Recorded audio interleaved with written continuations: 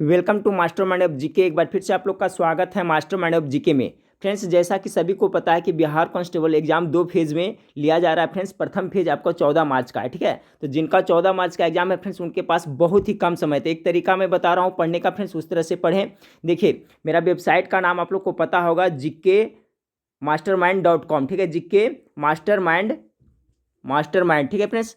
GK mastermind आप Google में search करिएगा फ्रेंड्स, तो आपका मिल जाएगा। उसमें मैं कैटेगरी बना करके सारा प्रैक्टिस सेट वहाँ पर अवेलेबल करा दिया हूँ फ्रेंड्स। तो आप लोग आपको कम समय में अच्छा तैयारी के लिए वो मेरे वेबसाइट पर जाके फ्री ऑफ कॉस्ट जरूर पढ़े, ठीक है फ्रेंड्स। और आज अभी मैं आप लोग को जो प्रोवाइड करा रहा हूँ फ्रेंड्स, ये मास्टर वीडियो है। इसमें टॉपिक वाइज 5 टॉपिक का मैं क्लियर किया हूँ फ्रेंड्स। उसके बाद में बहुत सारा प्रश्न है जो इंपॉर्टेंट है, एग्जाम की दृष्टिकोण से बहुत महत्वपूर्ण है। तो जिनका एग्जाम 14 मार्च को है फ्रेंड्स, ठीक है, 14 मार्च का वो भी पूरा वीडियो देखे, और जिनका एग्जाम है जो 21 मार्च का, वो भी पूरा वीडियो देखे। इसका PDF टेलीग्राम ग्रुप में मैं 10-15 मिनट में वीडियो पब्लिश करने के बाद भेज दूंगा फ्रेंड्स, तो उससे भी आप रिवीजन कर लेगा। और फ्रेंड्स, आप लोग वेबसाइट पर गूगल में जाए फ्रेंड्स, जीके मास्टर माइंड लिखना है, जीके मास्टर माइंड लिख करके सर्च करिएगा तो आ जाएगा सारा। वहाँ कैटेगरी वाइज हिंदी का प्रैक्टिस सेट, जीके जीएस का प्रैक्टिस सेट मैं कर दिया हूँ। वहाँ पर जाकर के आप लोग कम समय में जरूर पढ़े।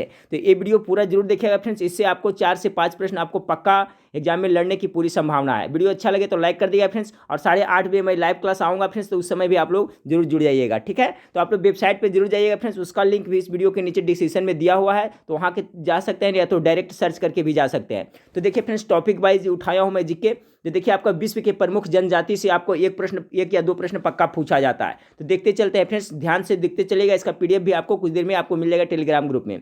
पहला सवाल आपका है फ्रेंड्स कि अफ्रीका महाद्वीप के मूल जनजाति को क्या कहा जाता है। तो देखिए, अफ्रीका महाद्वीप में जो मूल जनजाति पाया जाता है उसे पिग्मी कहा जाता है, ठीक है। और ये पिग्मी है जो कांगो बेसिन नदी घाटी में पाई जाती है। पूछा जाता है कि पिग्मी जनजाति कौन सा नदी घाटी में पाया जाता है, तो कांगो बेसिन बताइएगा, ठीक है फ्रेंड्स। अगर पूछा जाए कौन सा महाद्वीप में, तो अफ्रीका महाद्वीप में। कॉन्सेप्ट क्लियर हुआ फ्रेंड्स। तो किसी तरह से भी घुमा करके पूछे, आप लोग इसको हल कर दीजिएगा।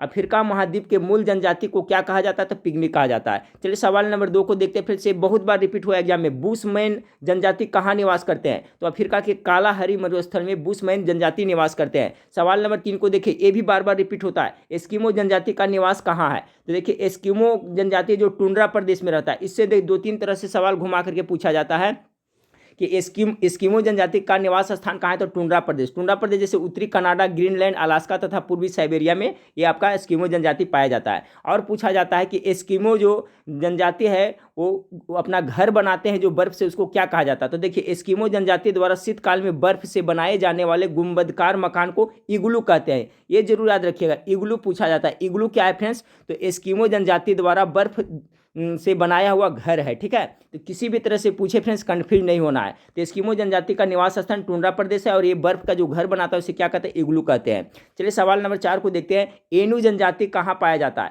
तो देखिए, यह जापान की जनजाति, एनु जनजाति कहाँ का है, तो जापान का है। अगला सवाल को देखिए फ्रेंड्स, अफ्रीका के केनिया हो गया, उत्तरी तंजानिया में पाई जाने वाली जनजाति क्या है, तो मसाई है। क्वेश्चन इस तरह से पूछा जा सकता है कि मसाई जनजाति कहाँ पाया जाता है, तो अफ्रीका का केनिया और उत्तरी तंजानिया में आपका मसाई जनजाति पाया जाता है, अफ्रीका के केनिया में, याद रखिएगा। अगला देखिए, ये भी बहुत इंपॉर्टेंट है, बार बार पूछा जाता है, माओरो जनजाति, ठीक है, माओरी जनजाति मुख्य रूप से कहाँ पाए जाते हैं, तो न्यूजीलैंड में, ठीक है। माओरी जनजाति मुख्य रूप से न्यूजीलैंड में पाए जाते हैं। अगला सवाल आपका फ्रेंड्स, खिरगिज जनजाति कहाँ पाया जाता है। तो देखिए, खिरगिज जनजाति है जो मध्य एशिया के स्टेपी क्षेत्र में खिरगिज जनजाति पाई जाती है। इसका PDF भी मिल जाएगा फ्रेंड्स, 10 से 15 मिनट के बाद में आपको वीडियो आप देखिएगा, उसके बाद में टेलीग्राम ग्रुप में इसका PDF मैं दे दूंगा। चलिए सवाल नंबर 7 है, खिरगिज जनजाति कहाँ पाया जाता है, तो मध्य एशिया स्टेपी क्षेत्र में पाया जाता है। अगला सवाल है फ्रेंड्स आपका, ये भी पूछा जाता है, भारत में टोडा जनजाति कहाँ निवास करते हैं, तो दक्षिण भारत के नीलगिरी पहाड़ी पर ये टोडा जनजाति निवास करते हैं भारत में फ्रेंड्स, ये भी याद रखिएगा।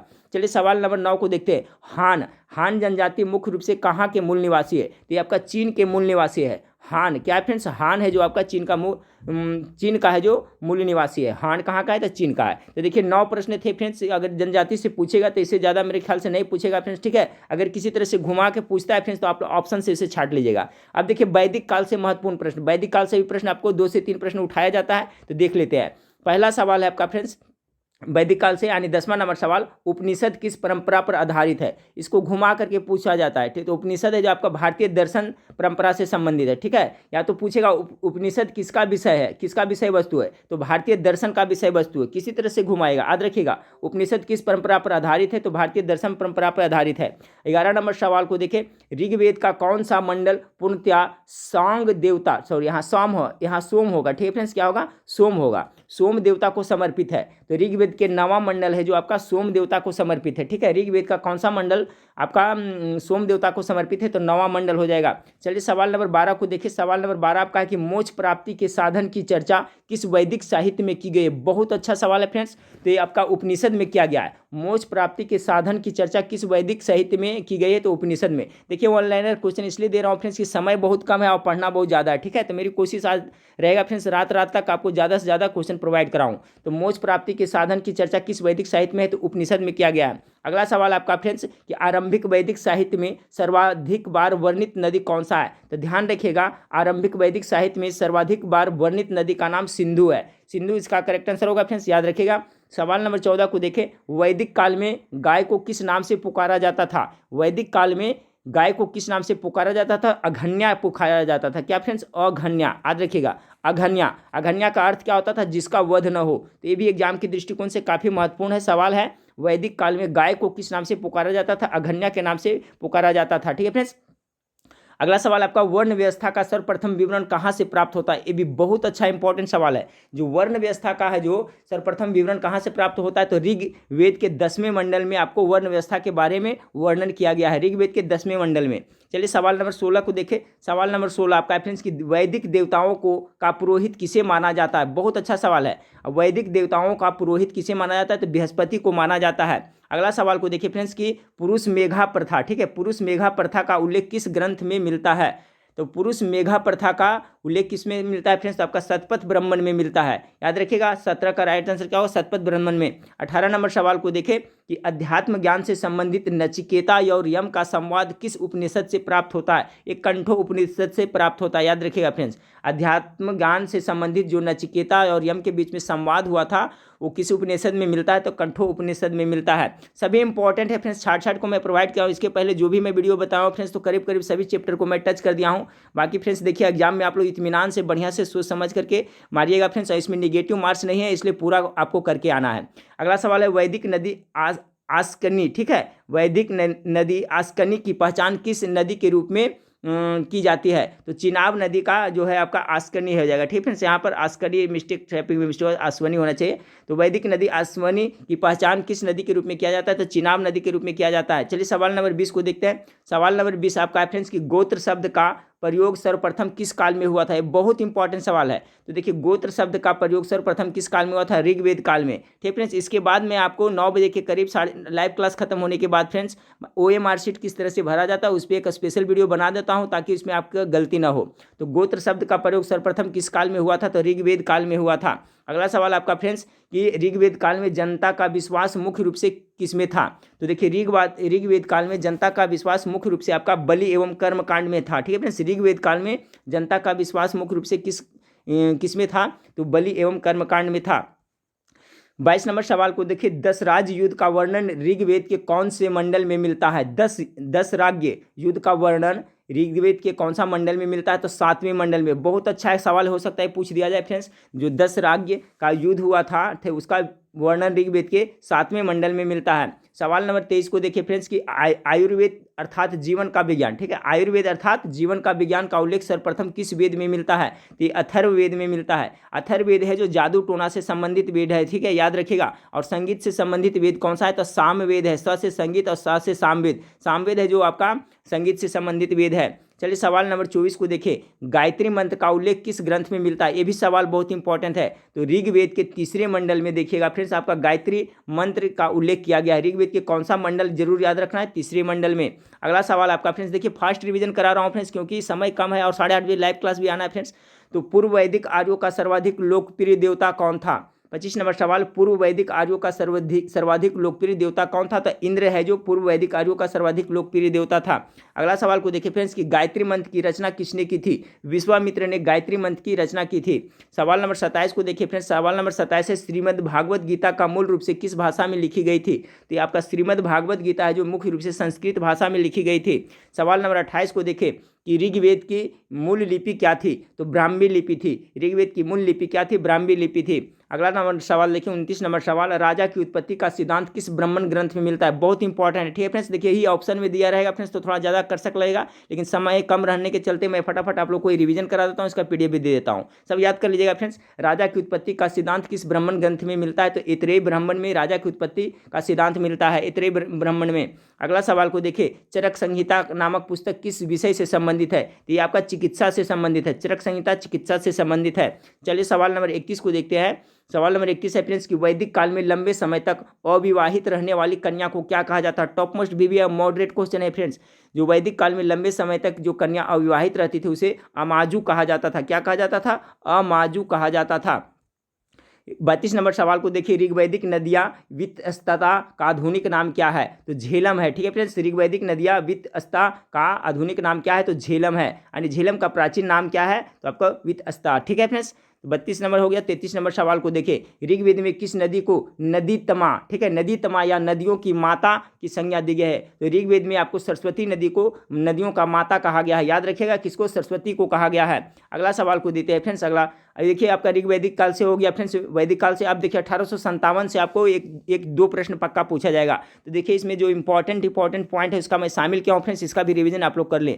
कह रहा है पहला सवाल फ्रेंड्स की 1857 की क्रांति के सूत्रधार मंगल पांडे किस रेजिमेंट के सिपाही थे? बहुत इंपॉर्टेंट है, ये 34वें रेजिमेंट के सिपाही थे मंगल पांडे, ठीक है। याद रखिए कौन सा? 34वें रेजिमेंट का। अगला सवाल है आपका फ्रेंड्स की वर्ष 1857 के स्वाधीनता संग्राम के प्रतीक क्या था? तो इसका जो प्रतीक था कमल या और रोटी के जगह पर कहीं कहीं पे चपाती दे देगा, ठीक है फ्रेंड्स। क्या दे देगा? चपाती दे देगा। तो चपाती मतलब भी रोटी होता है। तो जो 1857 का विद्रोह हुआ था उसका जो प्रतीक क्या था? कमल और रोटी, अर्थात कमल और चपाती। अगला सवाल है फ्रेंड्स कि असम में 1857 ईस्वी क्रांति के नेता कौन थे? तो ये क्या थे फ्रेंड्स? आपका दीवान मनीराम दत्त थे। असम के कौन थे? दीवान मनीराम दत्त थे।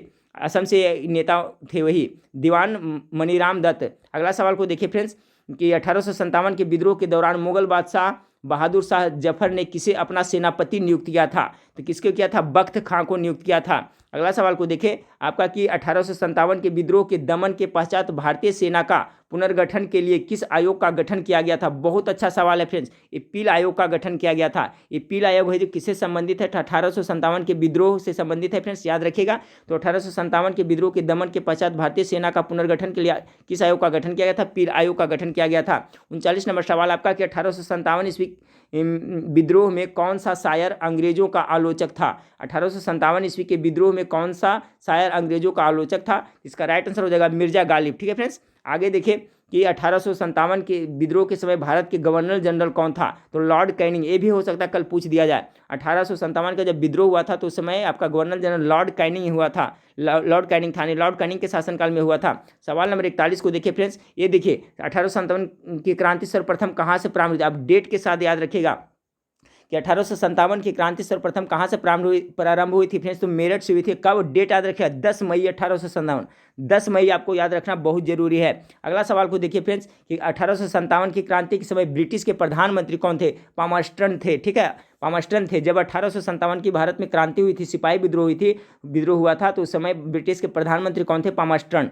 अगला सवाल को देखते हैं फ्रेंड्स। देखिए फास्ट कर रहा हूँ इसलिए फ्रेंड्स कि समय बहुत कम है। 1857 के विद्रोह में भाग लेने वाली सर्वाधिक सैनिक किस राज्य या क्षेत्र से थे? तो जो 1857 का सिपाही विद्रोह हुआ था उसमें सबसे अधिक कौन सा क्षेत्र के सेना ने भाग लिया था? सैनिक ने भाग लिया था तो अवध के सबसे ज़्यादा सैनिक थे। अगला सवाल को लेते हैं फ्रेंड्स। अगला सवाल है 1857 के विद्रोह में कौन कहाँ से नेतृत्व किया था? ठीक है, ये भी याद कर ले। देखिए फ्रेंड्स इससे एक सवाल आपको पूछा जाएगा, तो यहाँ पर इस तरह से मैं लिख दिया हूँ। पूछा जाएगा फ्रेंड्स कि 1857 का जो सिपाही विद्रोह हुआ था तो कहाँ से कौन नेतृत्व किया था? तो ध्यान में रख ले, एक बार रिवीजन कर ले। लखनऊ से किसने नेतृत्व किया था? तो बेगम हजरत महल लखनऊ से किए थे। झांसी की रानी, ठीक है, झांसी की रानी लक्ष्मीबाई तात्या टोपे, ठीक है फ्रेंड्स। ये आपका है जो झांसी की रानी लक्ष्मीबाई तात्या टोपे, झांसी से फ्रेंड्स किसने किया था, तो झांसी से आपका रानी लक्ष्मीबाई और तात्या टोपे दोनों ने किया था। इस तरह से है आपका। देखिए लखनऊ से किसने किया था, बेगम हजरतमल किया था। और झांसी से नेतृत्व किसने किया था, तो रानी लक्ष्मीबाई और तात्या टोपे ने किया था। अगला सवाल आपका कानपुर से किसने किया था, तो कानपुर से नाना साहब और तात्या टोपे किया था। तो जिसमें तात्या टोपे क्या सैन्य नेतृत्व कर रहे थे। अगर पूछा जाए फ्रेंड्स कानपुर से किसने नेतृत्व किया था, तो नाना साहब और तात्या टोपे दोनों ने किए थे। ठीक है, समझ रहे होंगे फ्रेंड्स। एक बार फिर से देख ले, लखनऊ से 1857 के विद्रोह का किसने नेता था, कौन नेतृत्व किया था, बेगम हजरतमल। झांसी से रानी लक्ष्मीबाई, कानपुर से नाना साहब और तात्या टोपे दोनों थे। इलाहाबाद से किसने नेतृत्व किया था, तो लियाकत अली किया था। अगला बात है फैजाबाद से किसने किया था, फैजाबाद से नेतृत्व किसने किया था, तो मौलवी अहमदुल्ला किया था। जगदीशपुर से, ये तो सवाल पक्का आ रहा है, जगदीशपुर से आपका अपना बिहार से बीर कुंवर सिंह किए थे। ठीक है, बरेली से किसने किया था, तो खान बहादुर खान ने किया था। ठीक है, बरेली से नेतृत्व किसने किया था, खान बहादुर खान ने किया था। उसके बाद में फतेहपुर से किसने किया था, तो अजीमुल्ला किया था। फतेहपुर से नेतृत्व किसने किया था, तो अजीमुल्ला किया था। अगला सवाल है फ्रेंड्स 45 नंबर सवाल को देखिए, तो ये सब इसका कॉन्सेप्ट क्लियर रखिएगा फ्रेंड्स, एक प्रश्न इससे पक्का आ रहा है। ठीक है, देखिए फ्रेंड्स जीके जीएस अथाह समंदर है, कहाँ सवाल पूछा जाएगा नहीं, मैं बार बार पहले से ही कहता आ रहा हूँ फ्रेंड्स कि ज़्यादा से ज़्यादा पढ़िएगा तो अच्छा रहेगा। अगला है फ्रेंड्स असम में 1857 की क्रांति के नेता कौन थे, तो ये तो पहले भी रिपीट हो चुका है फ्रेंड्स। कौन थे, दीवान मनीराम दत्त असम से थे। चलिए अगला सवाल है फ्रेंड्स कि 1857 के सिपाही के विद्रोह के बारे में, इसके बारे में तथा कथित प्रथम राष्ट्रीय स्वतंत्रता संग्राम न प्रथम राष्ट्रीय और न ही स्वतंत्रता संग्राम था, यह कथन किसका है। ये 1857 के विद्रोह के बारे में यह किसने कहा था, तो आरसी मजूमदार ने ऐसा कहा था कि ये जो 1857 का सिपाही विद्रोह है वो तथा कथित प्रथम राष्ट्रीय स्वतंत्रता संग्राम न प्रथम राष्ट्रीय और न ही स्वतंत्रता संग्राम है। किसने कहा था, आरसी मजूमदार ने कहा था। अगला सवाल देखिए पूछा जा सकता है, किसने कहा 1857 का विद्रोह एक सुनियोजित राष्ट्रीय स्वतंत्रता संग्राम था या तो स्वतंत्रता की पहली लड़ाई है, तो ये वीडी सावरकर ने कहा था 1857 के विद्रोह को क्या कहा था, स्वतंत्रता की पहली लड़ाई है। ठीक है, तो याद रखिए वीडी सावरकर ने। अगला सवाल आपका फ्रेंड्स कि किसने कहा था 1857 के विद्रोह पूर्णतः सिपाही विद्रोह था, किसने कहा था, तो सर जॉन लॉरेंस ने कहा था 1857 के विद्रोह को यह पूर्णतः सिपाही विद्रोह है। ठीक है, चलिए सवाल नंबर 49 को देखिए। 49 नंबर सवाल है, किसने कहा 1857 का विद्रोह यह अंग्रेजों के विरुद्ध हिंदू मुसलमानों का षड्यंत्र था, ये किसने कहा था, तो डब्ल्यू टेलर और जेम्स आउट्रम ने ऐसा कहा था कि 1857 का विद्रोह है जो अंग्रेजों के विरुद्ध हिंदू और मुसलमानों का षड्यंत्र था। ठीक है, किसने कहा था, डब्ल्यू टेलर और जेम्स आउट्रम ने। अगला सवाल को देखिए 50 नंबर है फ्रेंड्स, तात्या टोपे का वास्तविक नाम क्या है, तो रामाचंद्र पांडुरंग इनका है जो वास्तविक नाम है। ठीक है फ्रेंड्स, तो इसमें देखिए जो इंपॉर्टेंट बनता था 1857 में जो पूछने लायक मैं करवा दिया हूँ फ्रेंड्स। इसके अलावा बहुत सारा पहले ऑलरेडी पढ़ा चुका हूँ। चलिए तो अब मैं ये रिवीजन है फ्रेंड्स आपका। अब देखिए भारतीय राष्ट्रीय कांग्रेस से आपको भी बहुत सारा प्रश्न पूछा जाता था, इसका भी कॉन्सेप्ट क्लियर रखिए, फटाफट रिवीजन करें। 51 नंबर सवाल है, भारतीय राष्ट्रीय कांग्रेस की स्थापना कब तथा किसके शासनकाल में हुई थी। ध्यान रखिएगा जो आपका भारतीय राष्ट्रीय कांग्रेस का स्थापना हुआ था लॉर्ड डफरिन, उस समय आपका गवर्नर जनरल कौन था, तो लॉर्ड डफरिन था। इसका स्थापना 28 दिसंबर 1885 ईस्वी को बम्बई में हुआ था। और भारतीय राष्ट्रीय कांग्रेस के संस्थापक कौन थे, ए.ओ. ह्यूम। ए.ओ. ह्यूम को हर्मिट ऑफ शिमला भी कहा जाता है। इन्हीं के नेतृत्व में आपका 28 दिसंबर 1885 ईस्वी को बम्बई में आपका भारतीय राष्ट्रीय कांग्रेस की स्थापना हुआ। चलिए इसे और देखिए कौन कौन पूछा जा सकता है फ्रेंड्स कि भारतीय राष्ट्रीय कांग्रेस की दूसरी अधिवेशन की अध्यक्षता किसने की थी, ये भी सवाल हो सकता है पूछा जाए, तो दादा भाई नौरोजी ने किया था। अगला सवाल आपका है फ्रेंड्स कि भारतीय राष्ट्रीय कांग्रेस के किस अधिवेशन में बाल गंगाधर तिलक ने अभिव्यक्त किया था कि स्वराज मेरा जन्म सिद्ध अधिकार है और मैं इसे लेकर रहूंगा, किसने कहा था आपका, तो तिलक जी ने ऐसा कहा था। और लखनऊ अधिवेशन में, लखनऊ अधिवेशन कब हुआ था, 1916 ईस्वी में हुआ था, ये भी याद रखिएगा। इसी में कहा था कि स्वराज मेरा जन्म सिद्ध अधिकार है और मैं इसे लेकर रहूंगा। अगला सवाल को देखते हैं 54 नंबर सवाल कि भारतीय राष्ट्रीय कांग्रेस के प्रथम अध्यक्ष कौन थे, तो डब्ल्यू.सी. बनर्जी थे, इसका प्रथम अध्यक्ष थे। और पूछा जा सकता है आपका फ्रेंड्स कि भारतीय राष्ट्रीय कांग्रेस के प्रथम मुस्लिम अध्यक्ष कौन थे, तो बदरुद्दीन तेजवी प्रथम मुस्लिम अध्यक्ष थे। अगला सवाल पूछा जा सकता है आपका भारतीय राष्ट्रीय कांग्रेस के प्रथम अंग्रेज अध्यक्ष कौन थे, जॉर्ज जूले प्रथम अंग्रेज अध्यक्ष थे। सवाल पूछा जा सकता है आपका फ्रेंड्स कि भारतीय राष्ट्रीय कांग्रेस के प्रथम महिला अध्यक्ष कौन थे, एनी बेसेंट प्रथम महिला अध्यक्ष थे। लेकिन यही सवाल आपसे पूछ दिया जाए कि भारतीय राष्ट्रीय कांग्रेस के प्रथम भारतीय महिला अध्यक्ष कौन थे, तो इसका सरोजिनी नायडू हो जाएगा। इसमें कंफ्यूज नहीं होना है। अगर डायरेक्ट पूछे कि प्रथम अध्यक्ष कौन थे तो एनी बेसेंट, और प्रथम भारतीय महिला अध्यक्ष पूछेगा तो सरोजिनी नायडू हो जाएगा। अगला सवाल आपका फ्रेंड्स किस अधिवेशन में मात्र एक बार महात्मा गांधी ने भारतीय राष्ट्रीय कांग्रेस की अध्यक्षता की थी, तो 1924 के बेलगांव अधिवेशन में एकमात्र बार अध्यक्षता की थी महात्मा गांधी ने, ये भी सवाल पूछा जा सकता है। तो याद रखें, महात्मा गांधी भारतीय राष्ट्रीय कांग्रेस के एक बार अध्यक्ष चुने गए थे, वो 1924 में बेलगांव में हुआ था। ठीक है, बेलगांव जो कहाँ पड़ता है, कर्नाटक में पड़ता है। सवाल नंबर 60 को देखिए फ्रेंड्स, 1938 के भारतीय राष्ट्रीय कांग्रेस के हरिपुरा अधिवेशन की अध्यक्षता किसने की थी? तो 1938 में हरिपुरा में जो अधिवेशन हुआ था उसका अध्यक्ष सुभाष चंद्र बोस ने किया था। इसी से संबंधित एक और प्रश्न आपका फ्रेंड्स की दूसरा बार जब 1939 में त्रिपुरी में हुआ था, ठीक है, वर्ष 1939 में त्रिपुरी में भारतीय राष्ट्रीय कांग्रेस का अधिवेशन हुआ था, तो इसमें अध्यक्ष पहले चुना किसे गया था? सुभाष चंद्र बोस को। लेकिन कुछ मनमुटाव के चलते फ्रेंड्स क्या है, सुभाष चंद्र बोस ने आपका अध्यक्ष पद से इस्तीफा दे दिया था। तो जब अध्यक्ष पद से सुभाष चंद्र बोस ने इस्तीफा दे दिया था तो इसके बाद किसे अध्यक्ष चुना गया था? तो डॉक्टर राजेंद्र प्रसाद को चुना गया था। बहुत इंपॉर्टेंट है, याद रखिएगा। ठीक है फ्रेंड्स, 1939 में कहाँ हुआ था? त्रिपुरी में हुआ था। अगला सवाल को देखिए, 62 नंबर सवाल आपका है कि कांग्रेस की स्थापना के संदर्भ में सेफ्टी बॉल्व का सिद्धांत किसने के द्वारा दिया गया था? बहुत इंपॉर्टेंट सवाल है। सेफ्टी बॉल्व का सिद्धांत किसके द्वारा? तो लाला लाजपत राय के द्वारा दिया गया था। अगला सवाल आपका फ्रेंड्स, स्वतंत्रता के समय भारतीय राष्ट्रीय कांग्रेस के अध्यक्ष कौन थे? भारतीय राष्ट्रीय कांग्रेस के अध्यक्ष कौन थे? जेबी कृपलानी थे। जब स्वतंत्र हुआ था भारत उस समय जेबी कृपलानी भारतीय राष्ट्रीय कांग्रेस के अध्यक्ष थे। अगला सवाल आपका फ्रेंड्स, अगला सवाल आपका है 64 नंबर सवाल है कि किस अधिवेशन में भारतीय राष्ट्रीय कांग्रेस तथा मुस्लिम लीग के मध्य समझौता हुआ था? तो देखिए 1907 ईस्वी में आपका फूट हो गया था उन्हें, जो सूरत में हुआ था फ्रेंड्स। रास बिहारी घोष के अध्यक्षता में 1907 में जो आपका सूरत अधिवेशन हुआ था उसमें कांग्रेस का विभाजन हुआ था। लेकिन 1916 लखनऊ के अधिवेशन, लखनऊ में जो 1916 में अधिवेशन हुआ था उसमें आपका मुस्लिम लीग और भारतीय राष्ट्रीय कांग्रेस और मुस्लिम लीग में समझौता हुआ था। तो ये भी इंपॉर्टेंट है, याद रखिएगा। किस अधिवेशन में भारतीय राष्ट्रीय कांग्रेस तथा मुस्लिम लीग के मध्य समझौता हुआ था? तो लखनऊ अधिवेशन 1916 में हुआ था। अगला सवाल को देखिए फ्रेंड्स कि लगातार 6 वर्ष तक भारतीय राष्ट्रीय कांग्रेस के अध्यक्ष कौन थे? बहुत इंपॉर्टेंट सवाल है। तो देखिए लगातार 6 वर्ष तक भारतीय राष्ट्रीय कांग्रेस के अध्यक्ष कौन थे? तो मौलाना अबुल कलाम आजाद थे।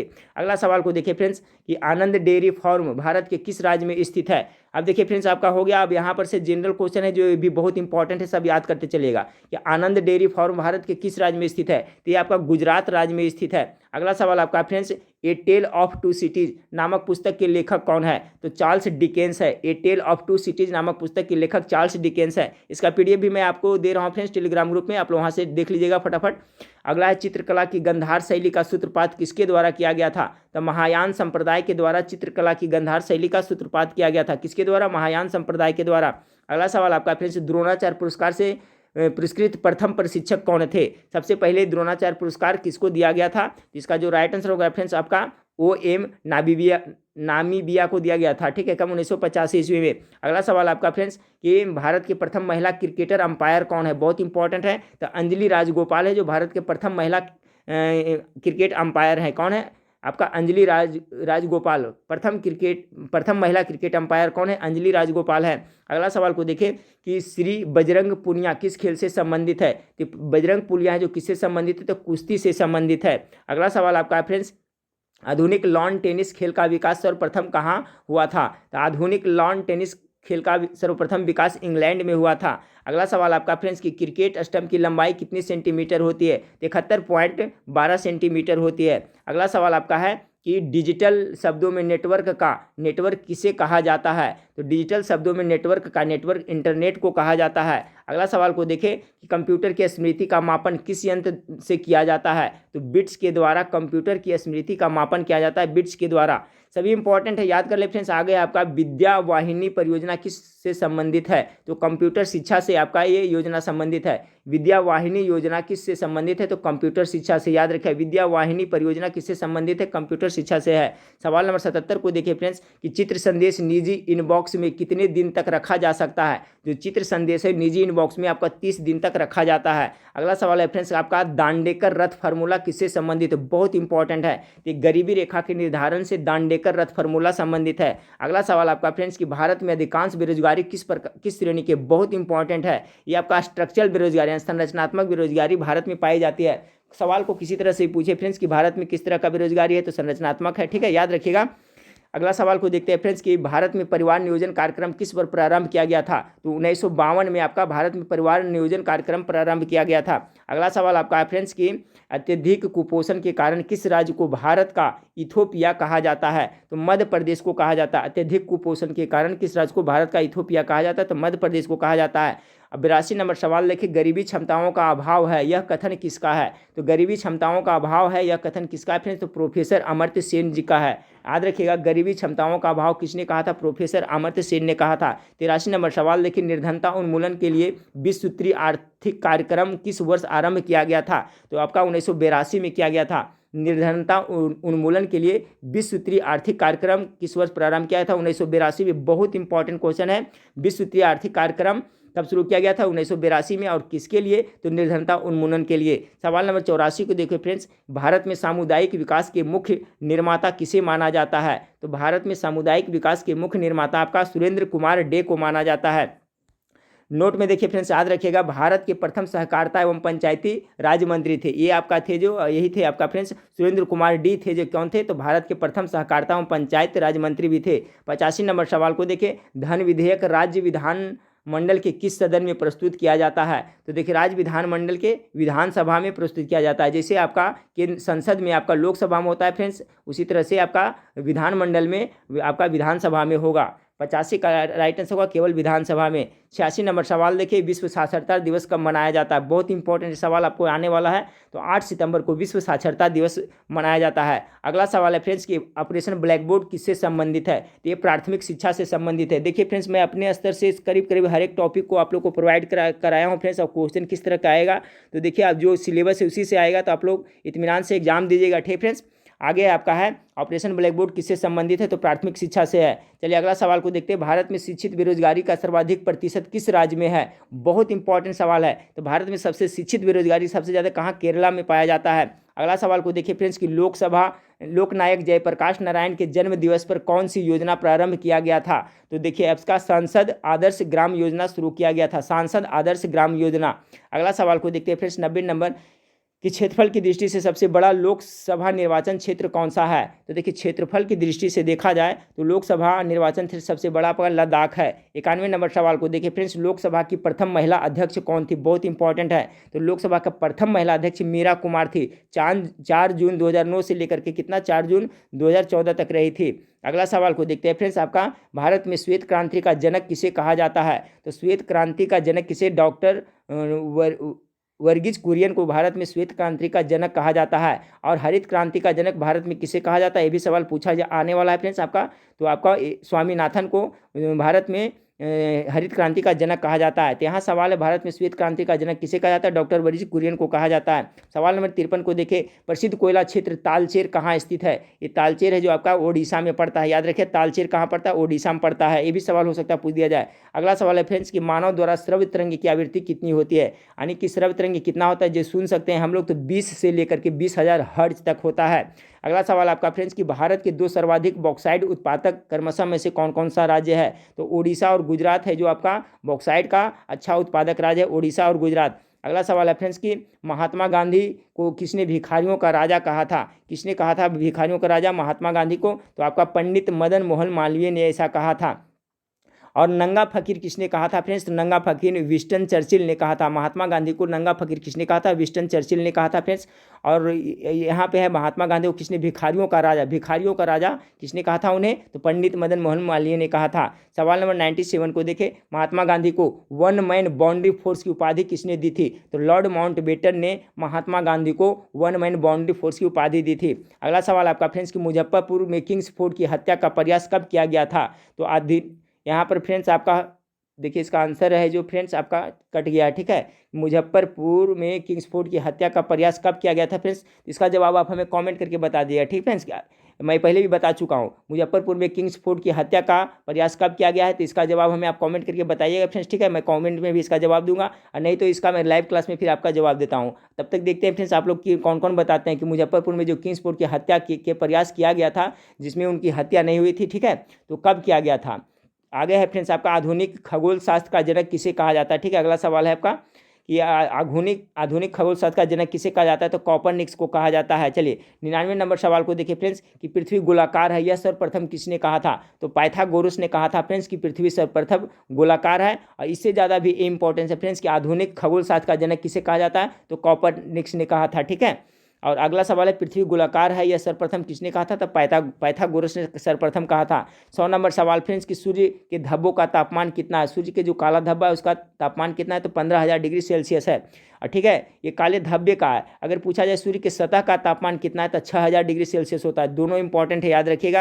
अगला सवाल को लेते हैं, दिन रात किसके कारण से होते हैं? तो पृथ्वी के अपने अक्ष पर घूर्णन गति के कारण होता है। याद रखिएगा फ्रेंड्स, पृथ्वी के अपने अक्ष पर जो घूर्णन गति करते हैं, जो 24 घंटा लगता है फ्रेंड्स, ठीक है, उसी के कारण दिन रात होता है। लेकिन पृथ्वी पर जो मौसम का परिवर्तन होता है, ऋतु परिवर्तन होता है, वो पृथ्वी के परिभ्रमण काल से होता है, याद रखिएगा। ठीक है, अगला सवाल है, किस ग्रह का औसत घनत्व सबसे कम है? तो देखिए, सबसे औसत घनत्व कम किसका है? तो शनि का सबसे है जो औसत घनत्व सबसे कम है। ठीक है फ्रेंड्स, यहाँ पर देखिए थोड़ा सा मिस्टेक हुआ है, यहाँ पर शनि राइट आंसर होगा। फिर आपका है फ्रेंड्स कि यहाँ पर क्वेश्चन नीचे होना चाहिए, ज्वालामुखी क्रिया में सबसे अधिक कौन सा गैस निकलती है? तो सवाल नंबर हो जाए इसका हो जाएगा सवाल का जलवाष्प। ठीक है, यहाँ पर देखिए थोड़ा मिस्टेक हुआ टाइपिंग में फ्रेंड्स, जल्दी जल्दी में। तो यहाँ पर आप लोग समझ गए होंगे कि मैं क्या कहना चाह रहा हूँ कि किस ग्रह का औसत घनत्व सबसे कम है? तो शनि ग्रह का औसत घनत्व है जो सबसे कम है फ्रेंड्स। और अगला क्वेश्चन है आपका कि ज्वालामुखी क्रिया में सबसे अधिक कौन सा गैस निकलती है? तो आपका राइट आंसर जलवाष्प हो जाएगा। जब ज्वालामुखी क्रिया का होता है तो सबसे अधिक कौन सा गैस निकलता है? जलवाष्प निकलता है। ठीक है फ्रेंड्स, नोट में देख ले, इसके अतिरिक्त क्या कौन का carbon dioxide, sulphur dioxide, nitrogen, hydrogen आदि गैस भी निकलता है। तो कॉन्सेप्ट क्लियर होगा फ्रेंड्स कि जब ज्वालामुखी क्रिया होता है तो सबसे अधिक मात्रा में कौन गैस निकलता है? तो जलवाष्प निकलता है। इसके साथ साथ में आपका carbon dioxide, sulphur dioxide, nitrogen, hydrogen तथा आदि गैस निकलते हैं। 48 नंबर सवाल यहाँ पर देखिए फ्रेंड्स, यहाँ पर होना चाहिए आपका, ठीक है, जल्दी जल्दी में थोड़ा मिस्टेक हो, यहाँ पर 103 होना चाहिए। चलिए कोई बात नहीं है। धरातल पर लावा के ठंडा होने के बाद कौन सा चट्टान का निर्माण होता है? तो इसका जो करेक्ट आंसर होगा फ्रेंड्स आग्नेय चट्टान होगा। ठीक है, धरातल पर लावा के ठंडा होने के बाद कौन सा चट्टान का निर्माण होता है? तो आग्नेय चट्टान का निर्माण होता है। चलिए फटाफट रिविजन करते चलिए फ्रेंड्स। यहाँ पर देखिए 2-3 क्वेश्चन है नंबरिंग में, जल्दी जल्दी में फ्रेंड्स आपका टाइपिंग मिस्टेक हुआ है। खैर कोई बात नहीं है, यहाँ पर ध्यान दें। तो ये हो गया फ्रेंड्स, धरातल पर लावा ठंडा होने के बाद कौन सा चट्टान का निर्माण होता है? तो आग्नेय चट्टान, बहुत इंपॉर्टेंट है, याद रखिएगा। फिर देखिए यहाँ पर नंबरिंग में मिस्टेक है, कोई बात नहीं फ्रेंड्स। अंडमान निकोबार के नारकोंडम द्वीप पर स्थित ज्वालामुखी किस प्रकार का ज्वालामुखी है? तो सुषुप्त ज्वालामुखी का उदाहरण है, याद रखिएगा। अंडमान निकोबार के नारकोंडम द्वीप पर स्थित जो ज्वालामुखी है फ्रेंड्स वो किस प्रकार का है? तो सुषुप्त ज्वालामुखी का उदाहरण है। चलिए 103 नंबर सवाल के देखें, बीच में आपका 2-3 सवाल का जो नंबरिंग गलत हुआ था फ्रेंड्स, इससे कोई बात नहीं है, आप लोग देख लें, ये भी इंपॉर्टेंट सवाल था।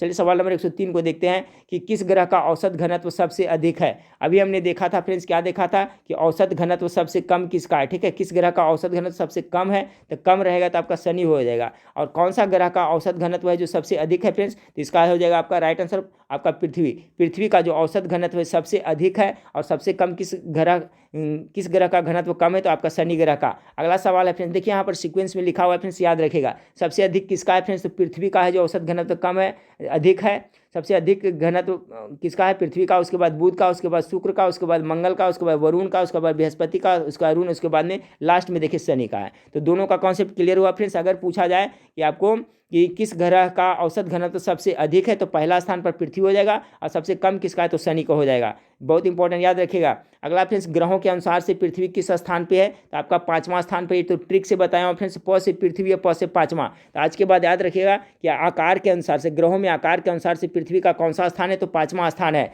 ये याद कर ले फ्रेंड्स। देखिए बृहस्पति है जो आपका पहला स्थान पे है, शनि है जो दूसरा स्थान है आकार की दृष्टि से, तीसरा में अरुण है, चौथा में अरुण है, देखिए 5वां में आपका पृथ्वी है फ्रेंड्स। और सबसे छोटा है जो कौन सा है? तो आपका बुध है। तो सबसे बड़ा ग्रह बृहस्पति, सबसे छोटा ग्रह कितना कौन हो गया? बुध हो गया। पृथ्वी कौन सा स्थान पे है? तो 5वां स्थान पे है। अगला सवाल को देखिए फ्रेंड्स कि सूर्य से दूरी के अनुसार पृथ्वी का कौन सा स्थान पर है? तो सूर्य के दूरी के अनुसार से, आकार के हिसाब से तो 5वां स्थान पर है, और सूर्य से दूरी के हिसाब से आपका तीसरे स्थान पर पृथ्वी आता है, याद कर लीजिएगा। सूर्य से दूरी के हिसाब से आपको तीसरे स्थान पे आता है। ठीक है फ्रेंड्स, देखिए मान लें कि यहाँ पर आपका ये सूर्य हो गया, ठीक है, यहाँ पर क्या हो गया? आपका सूर्य हो गया। सूर्य से सबसे नजदीक ग्रह कौन सा है फ्रेंड्स? तो आपका बुध हो गया। दूसरा स्थान पर आपका शुक्र हो गया। तीसरा पर देखिए आ रहा है ना, तीसरा पर पृथ्वी आ गया। चौथा पर मंगल है, 5वां पर बृहस्पति है, छठा पर शनि है, 7वां पर अरुण, 8वां पर वरुण है। ठीक है फ्रेंड्स, इसको इस तरह से याद रखें, सेंटेंस बनाए, बुध शुक्र पृथ्वी मंगल है। ठीक है, 4 तो क्लियर हो गया, बुध शुक्र पृथ्वी मंगल है, उसके बाद बृहस्पति भगवान, उसके बाद शनि भगवान, इस तरह से याद रखें, अरुण और फिर वरुण। तो ये क्या सवाल था कि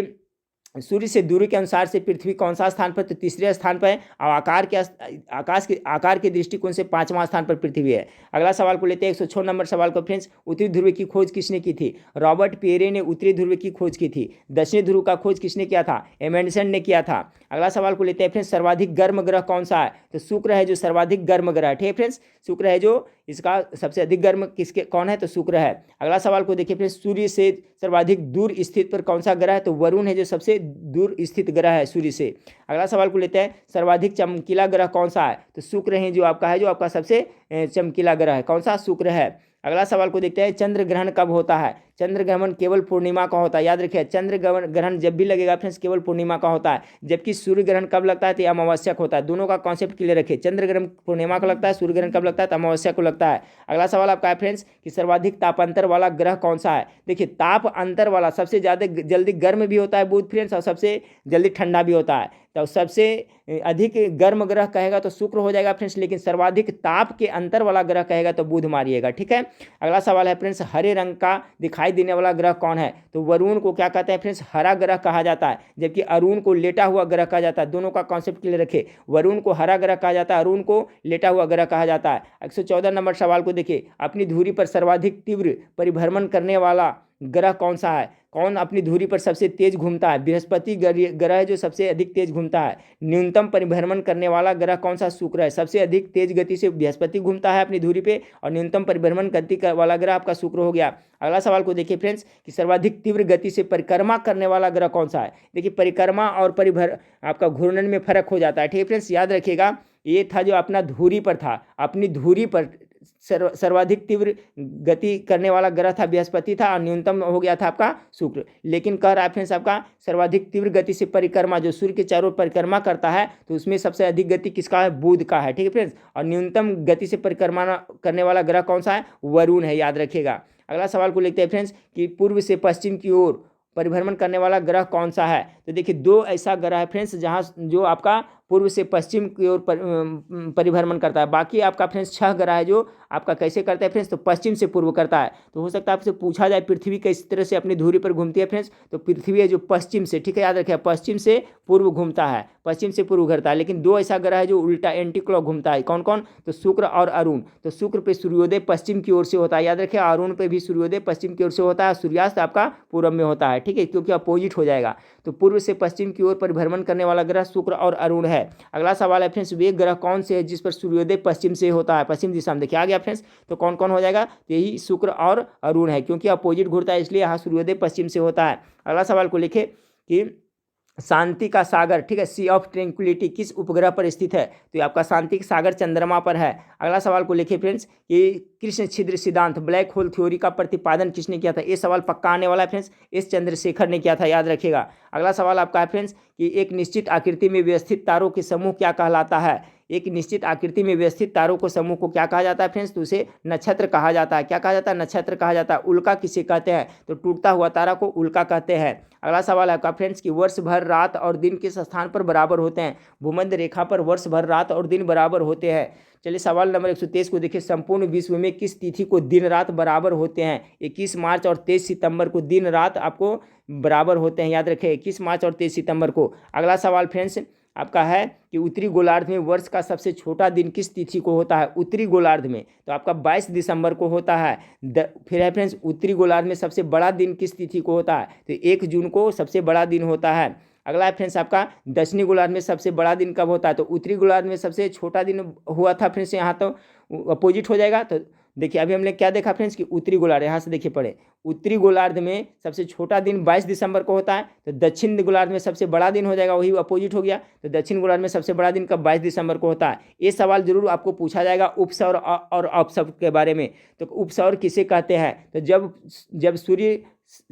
पृथ्वी जब सूर्य से निकटतम दूरी पर होती है, ठीक है, यानी कि जो इस सूर्य है फ्रेंड्स, ठीक है, आप मान लें कि आपका ये सूर्य भगवान है या सूर्य है, तो जब इसके नज़दीक रहेगा पृथ्वी, ठीक है, जब अर्थ है जो आपका नज़दीक रहेगा तो उसे उपसौर कहेंगे। ये तिथि कब आता है फ्रेंड्स? तो 3 जनवरी को, ठीक है, यानी 3 जनवरी को है जो पृथ्वी है जो सूर्य के सबसे नज़दीक होते हैं उसे क्या कहते हैं? उपसौर कहते हैं। अपसौर क्या कहते हैं फ्रेंड्स? तो अपसौर क्या हो जाएगा आपका? कि जब है जो पृथ्वी सूर्य से अधिकतम दूरी पर होती है तो इसे अपसौर कहते हैं। ये कौन सा तिथि का आता है? 4 जुलाई को आता है। अगला सवाल आपका फ्रेंड्स, 0 डिग्री से 5 डिग्री उत्तर और दक्षिण के मध्य अक्षांशीय पेटी किस नाम से जाना जाता है? इसे शांत अक्षांश भी कहा जाता है, शांत पेटी भी कहा जाता है। 0 डिग्री से 5 डिग्री उत्तर और दक्षिण के मध्य।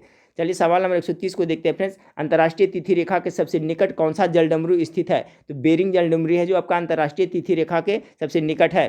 सवाल नंबर 131 को देखिए फ्रेंड्स, कि भूपर्पट्टी में सर्वाधिक मात्रा में पाए जाने वाला रासायनिक तत्व कौन सा है? ये भी इंपॉर्टेंट है। भूपर्पट्टी में पृथ्वी के ऊपरी परत को भूपर्पट्टी या तो क्रस्ट कहा जाता है, ठीक है फ्रेंड्स। इसमें सबसे ज़्यादा आपका ऑक्सीजन पाया जाता है, कितना? 46.60% पाया जाता है। अगला सवाल है फ्रेंड्स, कि यदि दो स्थानों की स्थिति में 90 डिग्री देशांतर का अंतर है तब उनके मध्य कितने घंटे का अंतर होगा? तो 1 डिग्री बराबर कितना होता है फ्रेंड्स? आपका 4 मिनट होता है। तो देखिए 4 90 है तो इसमें से भागा दे दे फ्रेंड्स, तो क्या आपको निकल जाएगा, ठीक है। 1 डिग्री बराबर कितना होता है फ्रेंड्स आपका? तो 4 डिग्री, 1 डिग्री बराबर 4 होता है। तो कह रहा है कितना फ्रेंड्स आपका?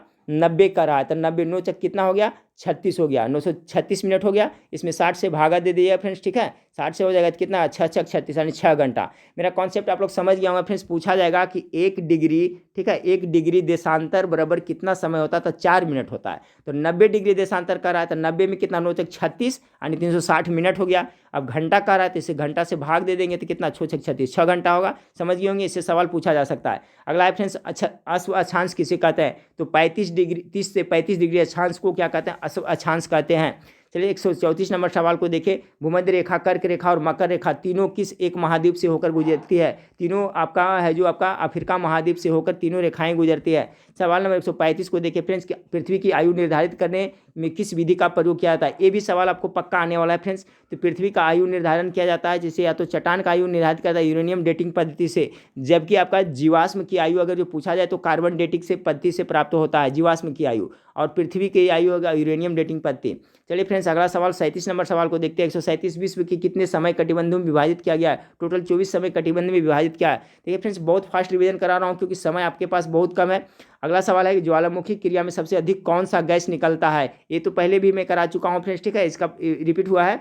सबसे ज़्यादा जलवाष्प निकलता है। यही क्वेश्चन देखिए वहाँ पर हो गया था, ठीक है फ्रेंड्स, यहाँ पर मिस्टेक हुआ था जो। तो ज्वालामुखी क्रिया में सबसे अधिक कौन सा गैस निकलता है? तो जलवाष्प निकलता है फ्रेंड्स। इसके अतिरिक्त आपका बता चुका हूँ carbon dioxide, sulphur dioxide, nitrogen, hydrogen निकलती है। अगला है फ्रेंड्स, देखिए यही सवाल रिपीट हुआ है, धरातल पर लावा को ठंडा होने के बाद कौन सा चट्टान का निर्माण होता है? तो इसका हो जाएगा अग्नेय चट्टान का हो जाएगा। अगला सवाल है आपका फ्रेंड्स कि अंडमान निकोबार नरकोंडम द्वीप पर स्थित ज्वालामुखी किस प्रकार का ज्वालामुखी है? तो ये भी बता चुका हूँ फ्रेंड्स, सुसुप्त ज्वालामुखी के उदाहरण है।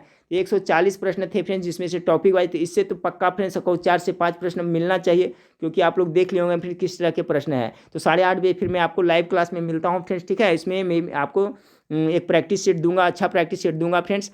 और फ्रेंड्स मैंने जो बताया था आपको कि GK mastermind.com गूगल में सर्च करें फ्रेंड्स, या तो इस वीडियो के नीचे डिस्क्रिप्शन में उसका लिंक दिया हुआ है, उसमें सब कैटेगरी बना करके मैं दे दिया हूँ फ्रेंड्स। बहुत सारा कम से कम तो 1000-2000 क्वेश्चन उसमें जरूर होगा, तो वहाँ पर जाकर के कम समय में आप रिवीजन जरूर करें, ठीक है फ्रेंड्स। इसके बाद लाइव क्लास 8:30 बजे आऊँगा फ्रेंड्स। उसके बाद में एक OMR शीट किस तरह से भरा जाएगा तो वो भी मैं अपलोड कर दूंगा, उसको भी आप लोग देख लीजिएगा, ठीक है फ्रेंड्स। वीडियो अच्छा लगे तो लाइक करिएगा, चैनल पर पहली बार विजिट करें तो चैनल को सब्सक्राइब कर बेल आइकन को जरूर दबाइएगा। तो नेक्स्ट वीडियो में फिर मिलते हैं फ्रेंड्स। देखने के लिए थैंक यू, धन्यवाद।